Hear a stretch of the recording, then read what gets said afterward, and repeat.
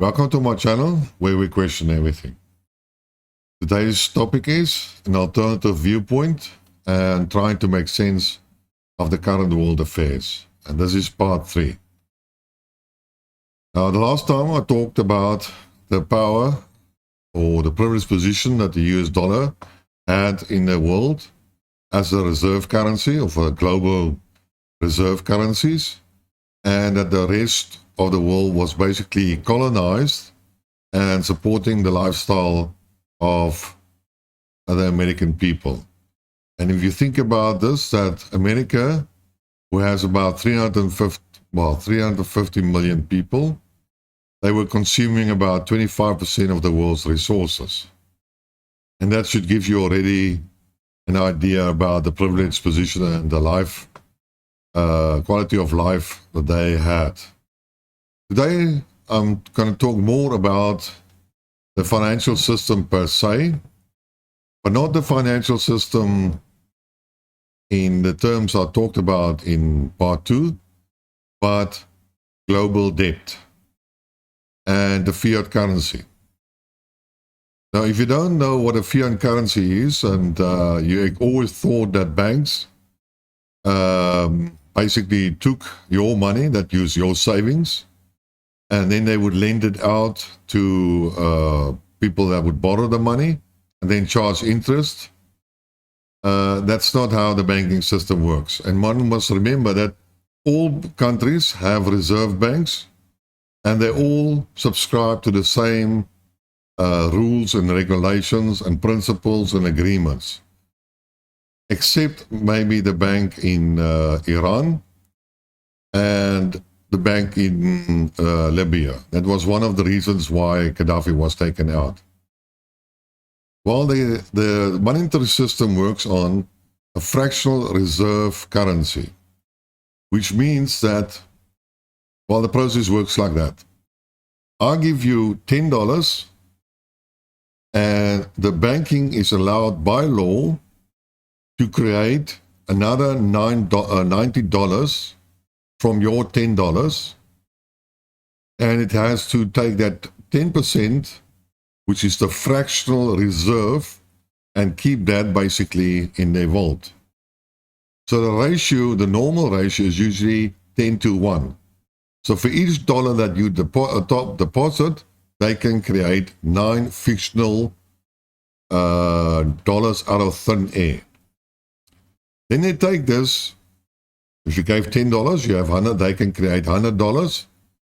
They can take this $100 and then distribute it for 9 other people and charge them interest. Say they were giving you interest payments of 5% and they were charging the borrower 10%. Then at the end of the year, say 12 months, because usually interest rates are per year, they would have made $100 in terms of interest payments, and they will give you $5 for which I owe you for your interest. So they would have made effectively $95 profit on nothing. Now, if you listen to Michael Hutchinson, who's a very well-known economist, and he's many times on various YouTube channels and RT, and I urge you to watch and listen to some of these videos that he has made. He basically calls these people rentiers. They do not produce anything. They just suck out profits and money out of the system. The problem with this is that it is basically a Ponzi scheme, which is again advertised or discussed by another person, which I am forgetting the name from. Because at the end of the day, if they create $100, then they charge interest, and $110 must be paid back. But the $10 doesn't exist. So you have to create another dollars in order to provide the currency or the liquidity for this 10% interest that was never there. This means they have to consistently print money in order to cover the interest on the money, existing money that already existed. Okay, So basically, banks earn money or income or profit from thin air, for which they haven't produced anything. You did the hard work.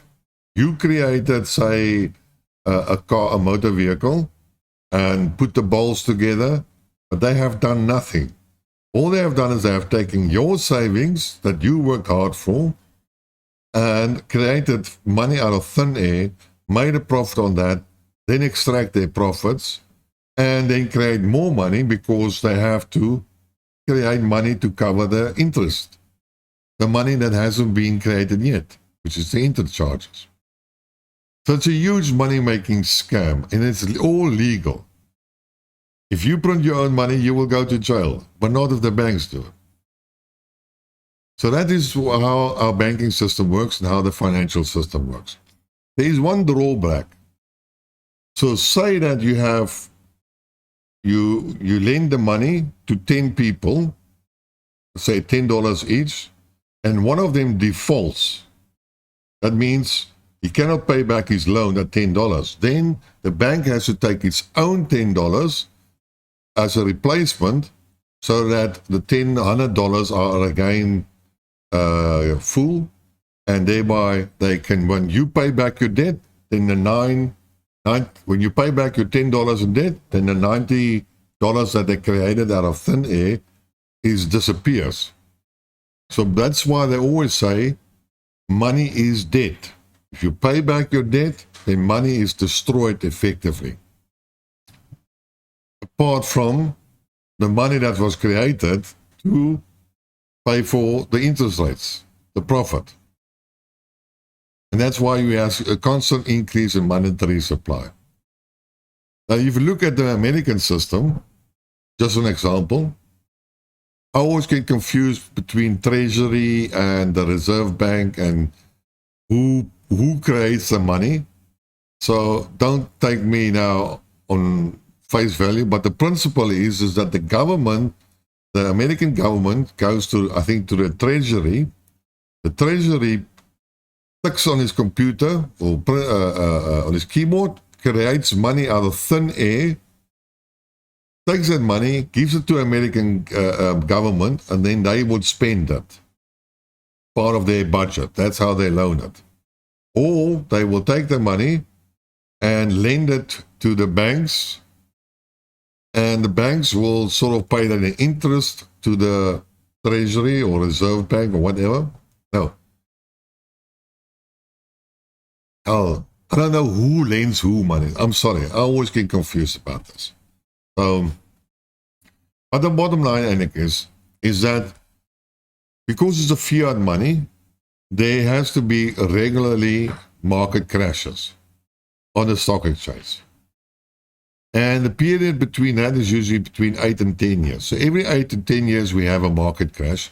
And that started basically in the current system after the Second World War, when the US dollar decoupled from the gold and the Bretton Woods agreement became null and void.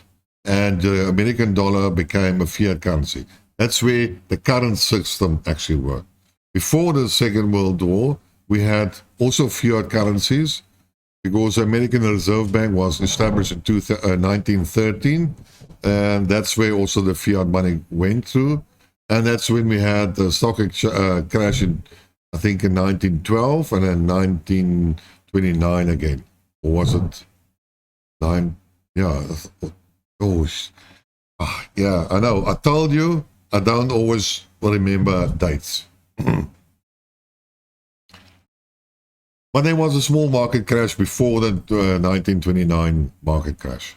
And that was all due to fiat currencies. Printing money, investing in tulips, and thereby market crashing, and it falls all together. Well, we had our crashes after 1971 on a regular basis. We had, I think, 89, 2000 crash, 2008 crash, and we were supposed to have another crash, but that was prevented because in 2008 we had the American housing bubble, and A lot of so-called AAA investment was sold to German banks, European banks, because they were naive and believing the Americans. But actually, there were a lot of toxic asset in this, hidden in this AAA type of investments. And while the Germans were moaning, Merkel, I believe, was moaning, and then the Americans, she wanted to come clean on the matter, and then the Americans convinced her not to do it, and then they paid sort of reparations to Germany by printing money. They also supported our financial systems, the financial banks in America, by implementing quantitative easing. And what quantitative easing was is that regularly, each month, about, I think it was $80 billion, was printed by the Reserve Bank and then lent to the banks in order to improve the liquidity, that reserve fraction, and so that their books look fine and they could handle certain shocks. So if there was a run on the banks and people wanted their deposits back, then the money was available. In order also to stimulate the economy, usually what they then do is they lower interest rates, and the American Reserve Bank actually lowered the interest rate to near to zero. So what could happen during this quantitative easing was the financial systems could lend the money at zero interest and then lend it back to the Reserve Bank at 2.5% interest rate. So basically, it's you lend me your money, and then I lend your own money back to you at the higher interest rate, and then you pay me a profit. That's basically what happened there. But the whole idea was to stimulate the economy, the American economy, as an example. It also happens later on in the Eurozone. But that's not what the banks did. They were supposed to take the money and then lend it out to the economy and people so that people can invest it in businesses, start up new businesses, create jobs, and so on, so on, and so on. But that's not what happened. What the American banks did is they started to speculate on the stock exchange. And the reason is actually quite simple. Insurance companies and pension funds have to make a return on their investment. People send them their pension money, their monthly pension money, like the 401k and stuff like that. And then these companies have to invest it somewhere and then make a profit and then take this profit in order to pay out the pensions. Because if you are an investor in pension funds, then you get usually more paid out than what you ever paid in. And you have a yearly grow on your pension funds. You can see it in your own paperwork. And that's why they had to invest it. But the interest rate was so low at 0.1% or 0.5%, that wasn't enough. So they had to take more risky investments and then basically invest it in the stock exchange. And that's why the prices of American stock exchanges climbed. Or they had to invest in terms of venture capitalists or higher risk companies that later on went under. Crypto coins, which is now basically has fallen. But those were all like high risk venture capitalists, but not called venture capitalists, type of investments. And basically, there was a lot of money floating around in America. What the banks did is they realized the pension funds had to do it, so they played the stock exchange and chased money and profit from the stock exchange rise. And when what companies did is, because money was cheap and profits were low due to economic conditions, they would buy back they will lend the money at 0.5% interest and buy back their own shares, so that at the end of the day, the little profit that they make could be divided by fewer shares, and thereby they could prop up the profit or the profit per share. And therefore, our financial statements look well, and thereby, in any case, increase their value on the stock exchange, and then people again invested in those companies, and so we had the bubble starting to rise again on the stock exchange. But unfortunately, like I said, it is a Ponzi scheme. It has to be supported at all times. And you have to find suckers that do it. And the American economy was not doing so well, contrary to the numbers that the government tried to convey. Because they lie. To be honest with you, the American, with their statistics, they lie. A typical example would be like the employment numbers. 75% of the numbers that they actually say is job creation is some sucked. It's not based on any data. 75% of the job creation numbers each month. So when they want to prop up the numbers, then they create a huge employment numbers. But that's only the first one. The second version and the third version are much more realistic and takes data. And then you will find that the job creation and unemployment in America was far, far higher than the official number. But also the numbers were always adjusted. So when the numbers came out, they looked well, they looked good. And then 3 months down the line, they would have been adjusted to more realistic numbers, but they will never be publicized or that prominent publicized. So that is always sort of misseen by the investors. The same with inflation. The inflation is, say, now 7% or 8%. If I go talk to any Americans, you will tell you it's between 15 and 20%. Because the basket that is being taken as the guideline for inflation is not a realistic basket of goods. Sometimes they take out the energy component, but energy is the core cost, is one of the most core cost factors in most of the goods, in terms of production, transport, food, whatever. The rent as well. Rent has gone up high. Housing prices have gone up enormous again. But it's now 14 years later and we still haven't had a crash.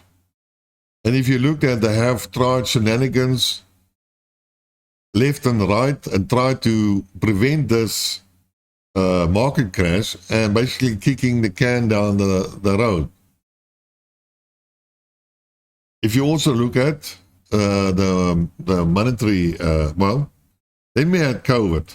And during COVID, we had lockdowns. And the lockdowns is people couldn't go to work, people couldn't be productive, items couldn't be transported, and the result was there was a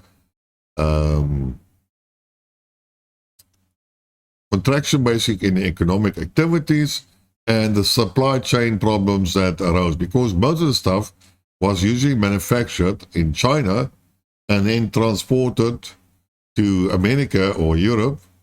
And usually those were things delivered just in time. And then suddenly products couldn't be completed, typically like motor vehicles that lacked certain components and then were parked into the parking area and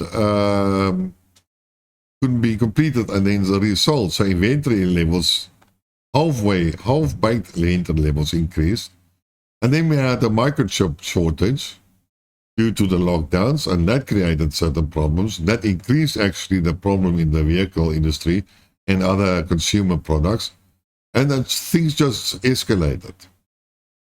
But on the other hand, America printed like $7 trillion out of thin air and increased the debt ratio to, total debt to about $30 trillion. When the economy is about $20 trillion. So it increased the debt levels considerably, took the money, gave a part to their population to spend, and then the population went out and did spend it, but they spent it on products that were not available, and thereby there was an artificial demand created, which couldn't be fulfilled, and then suddenly we had inflation. And then even sectors that were not subject to supply chain problems started to increase their prices, and well, that's where the whole story of inflation got going. And this is basically what we have experienced in 2021. And when we had in 2022 the Ukrainian, the same happened actually in Europe, just to a lesser degree. The Euro, the ECB raised interest later on. The Americans raised interest sooner on, but they're still very low, way below to inflation. I just want to have a look at the debt of the world debt. And as you can see, the world debt has significantly increased since 1970. And you can see the big jump in by 2021. And we have now about 257 percentage debt to global GDP. Now, according to the IMF, this debt was lowered by I think $10 trillion or something like that last year, but I don't understand how that could happen. 2022 was the COVID era. Thereby, there was loss of production. In 2021, we had supply chain problems. So I'm not totally sure. We still had the lockdowns in China. So I'm not totally sure how world output or GDP could have increased. And if there was no increase, there would have been less profit because companies usually use their either reserves or they had to lend money in order to stay afloat during the lockdown periods.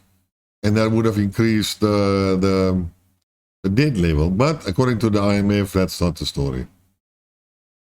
Then we have here about the China debt. And that is sort of a projected debt for China. And, well, in 2022, it's about just 13 trillion, something like that. We can look at the debt ratios of certain countries versus to their GDP, like Japan has 262% to GDP. Okay, Venezuela 240%, Greece 193%. You can look at Italy 151, United States 137% to GDP, Portugal 127, Zimbabwe 123, Zambia, sorry, Canada 113, France 113, Belgium 108%, United Kingdom 97%. That was in 2021, these numbers. So as you can see, most of the countries have higher than 100% of their GDP. And usually the rule of thumb is that 60% debt to GDP is sort of the upper end that you can use. After that, you spend more on interest payment than what you spend on your other government expenditures, like social programs, medicals, pensions, infrastructure, etc., etc., etc. So all of these countries are basically way over the limit. And this has basically increased. Then we can look at the American inflation. This is for 2022. We had the higher, it was supposed to be transitional, only temporarily, and it was not to be so effective. But as you can see here in June, they had an American 9.1%, and now in November, we're supposed to have 7.1%. So inflation is supposed to come down. That's quite interesting. We can look at Europe's inflation rate for October 22, that's a yearly.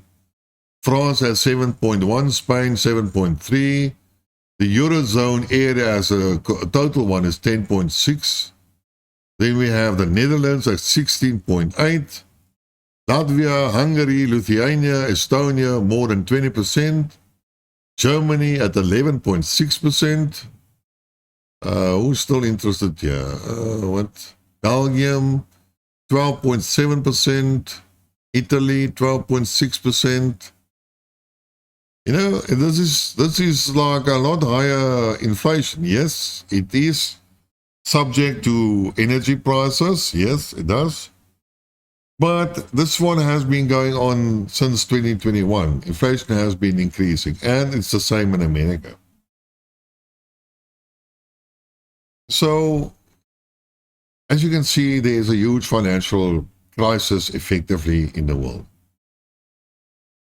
Countries are way over debt, more than 100%, US included. Germany is like 97, very near to the 100%. Or was it? Well, let me see. That was 70. Germany is 70%. UK is 97%. That's correct. And that is debt that never can be paid back. Thinking about this, the world debt is 257% of world GDP. 257. That is, 200 on 100. It's, GDP is supposed to be, world GDP about 100 trillion, and the world debt is like 257. So, and if you look at what the Americans are doing, they have now again approved a certain budget, and they're still printing money as if it's going on fashion. And now if you have to look at now what's happening in Europe, you will find that the narrative goes, Europe is destroying itself. They cut themselves out of from the cheap Russian energy. They have now a huge price increase in energy, which is the lifeblood of all industries. They're going to become now uncompetitive towards their Chinese and American counterparts because they have to import their gases at a huge price, and gas per se determines electricity prices because that is how the system works. Even renewable energy are making now huge profits because of the high gas prices, not because the input costs have increases. And the euro has fallen, which is now supposed to come back, but just for instance sakes, it has not fallen. The American dollar has increased because if I look at South African exchange rates versus the pound, it's still the same. If you look at the exchange rate versus the euro, it's more or less still the same. But our exchange rate versus the dollar has greatly increased. So the dollar has strengthened. It's not the euro or the pound that has weakened. But the euro was at one stage at under parity with the dollar. It's now up again to $1.07. So it's now more worth again to the dollar. And as I showed you in my second part, this is the German stock exchange for the year. And yes, we had a lower point, but slowly the DAX has increased again. It slowly deteriorates. So the financial systems, or the financial gurus, are expecting something. But on the other hand, Germany is shooting down in foot. They're going to spend a lot of money now on military expenditures, which is a waste. France is going to do it. They're producing weapons. They're supporting Ukraine with weapons. They're supporting them with financial assistance. And they have basically sanctioned Russia, which will have impact on their sales because they've withdrawn from the Russian market. That means they will have a reduction in their GDP, which has an increase in their debt to GDP ratio because they're going to sell less. And they're going to have a smaller tax basis, so they will have to lend money. And I think in October, or was it August, Germany for the first time had an export deficit. It was importing more goods than it was exporting. So how can all these things happen? Why would Europe destroy itself? Why would Europe listen to the Americans and make them cut them off from cheap energy supplies, and then attach them to America and make them dependent on America. Nobody sort of understands that. Now, my theory is that this is all intentional. If you still remember, there's a Klaus Schwab who was very prominent in Davos. He's one of the main people there. He wrote a book. The Great Reset. And what it basically would be is a great financial reset. And thereby the financial system will adjust themselves. People will become a lot poorer. Richer people will become a lot richer. Governments will print a lot of money and then maybe have a universal income. People will have less good, but they will be happy. That's what he is basically stated. Well, maybe this is all intentionally. Yes, there is a narrative that Russia invaded Ukraine. The West didn't expect it, so that was plan A. So they thought that if they implement sanctions against Russia, Russian economy would have collapsed. And actually, in fact, that might have been true if it was not for the rest of the world to support Russia and not go with the sanctions to America, what the West did. If the global South, as they call them, has supported the West, then Russia would have suffered. The economy would have suffered. And they might have collapsed. And then the Western plan would have been the correct one. But they underestimated the relationship with China and with especially India and Iran. And that was basically the saving grace for the Russians' economy. So the plan didn't really work. Well, due factors that they didn't consider and many people didn't really consider. It was the global South, non-participation in this effect that saved the Russian economy. And then they also did some funny stuff like forcing them to pay into rubles and other financial tools that they use in order to prevent the crash or the currency of Russian ruble. But if this doesn't happen, then plan B might be able. If they destroy or they create a financial crash in Europe and in America, it will be global because those are the main markets in the world. And if China has to export it to Europe and to America, but if these countries or regions collapse financially, then there's no money available. Nobody will be able to buy Chinese goods. Chinese economy will crash. If China's economy will crash, it won't need any resources, minerals, or energy, and then Russia will also collapse. And then Saudi Arabia, it will have a worldwide type of effect. And the whole world will go into a financial crisis. And, well, I'm not an expert. I don't know how long it will take or how long it will last, but it will be quite severe. People will die. People will go from hunger, and slowly the stuff will basically start to recover. But Europe will become poor, the middle class. America will become poor. Russia will become poor. China will become poor, and so will India and all the other problems that goes with it. And when people lose everything, then they have nothing to lose anymore. And then they might be easily aroused and motivated to possibly go to war. So after a financial collapse worldwide, there might be a turmoil and a chance for the World War III.